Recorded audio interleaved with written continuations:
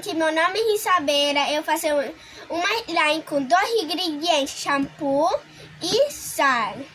Primeiro, nós colocamos shampoo. E o shampoo é novinho. Já. Olha. Aí nós vamos colocar sal. Não, misturar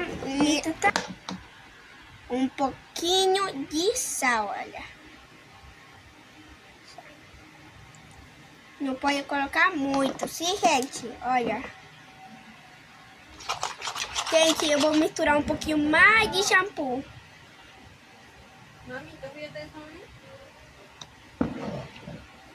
Aí nós vamos... Gente, eu coloquei um pouquinho de sal, porque como eu coloquei mais shampoo, né?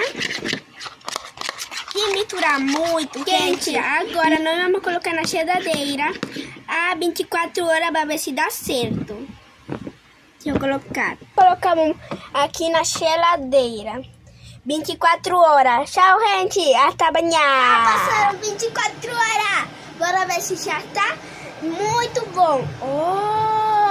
Essa receita deu muito certo. Faça na sua casa.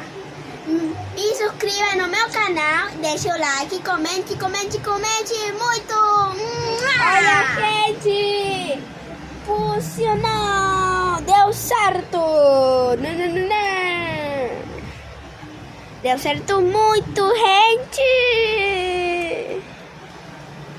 Agora deu certo. Deu certo. Olha. Faça na sua casa. Like, deixa e comente.